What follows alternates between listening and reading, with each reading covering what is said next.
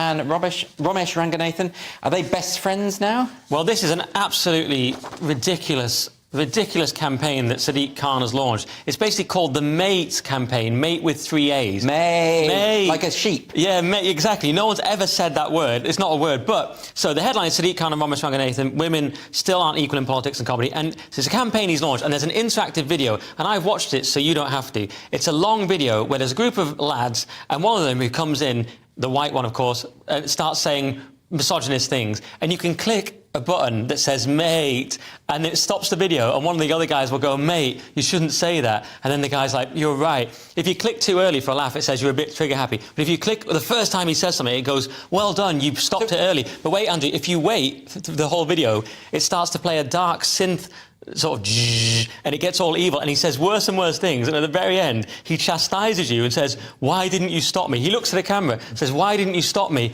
Because you let him just go off with his toxic white maleness and you didn't say mate. Yeah. It's the most pathetic, insane thing, and it's trying to link banter explicitly in the text underneath. Mild banter with violence against women, murder and rape, basically. OK, can you clarify for me what, according to this campaign, constitutes misogyny? Is it like everything? Is it two male friends sitting there saying, "Oh, she's very nice," or "She's attractive"? It's like, oh, there shouldn't be women commentators on the football. It starts with stuff like that, Andrew, and then immediately gets to sort of serial killing. If you look underneath, it says, "What is misogyny?" Some of the things classed as misogyny, I'm not joking, were self-confidence and being competitive. That's in the list. Is this just the thing that Christina Hoff Sommers writes about, which is where they try to effectively paint masculinity or any kind of male heterosexual behaviour as inherently problematic, to use their word? Yes. And that men ought to be socialised, or boys ought to be socialised as girls? Yes, and just to give you one more, you're not allowed to say the phrase, my ex-girlfriend is crazy. What if she was crazy? I mean, right. You know... Lewis, this is an interesting one, because obviously if men are... You know, no one is for misogyny. If men are saying horrible things about women, that's not good. If men are assaulting women, that's criminal and they should be thrown into prison. So no one's arguing with any of that. But when it comes to just, you know, male friends engaging in banter about the women they find attractive, whatever, where's the line? Obviously, we're heading towards doom. I don't know where the line is. I'm like in shock with this entire thing. It's like...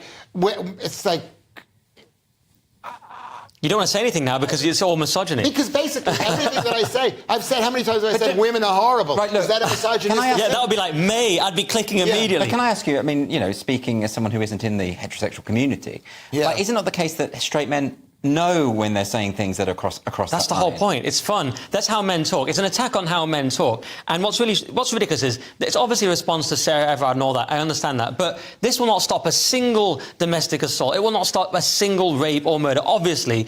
And they admit they're using behavioural science. They're trying to sort of nudge. Remember the nudge unit. Yeah. And then the Ramesh part is strange as well. Ramesh has always been nice to me in comedy. Nothing against Ramesh, but he's in this absurd video where he does a sort of pseudo stand-up campaign, set. It's on a stand-up stage in front of an audience, but what it actually is just propaganda as part of this advert campaign, and then he intersperses in one version with an interview with Sadiq Khan, and Ramesh is saying, you should just say may, and it's incredibly cringe, and it's very, very strange. It's using the sort of, you know, the guise of comedy to make this weird political point. What's the connection with comedy? Because it says he's quoted as saying that it's still very difficult for women in the stand-up circuit. Is it, though? I wasn't aware of that. Lewis, is that true? Well, it is harder for women because they've got such pressure on them to be supposedly funnier than a lot of them are not funny. Do they? Sorry. No, but what it is when they do things like this, and when you see a woman comedian, I mean, some of my favorite comedians are women.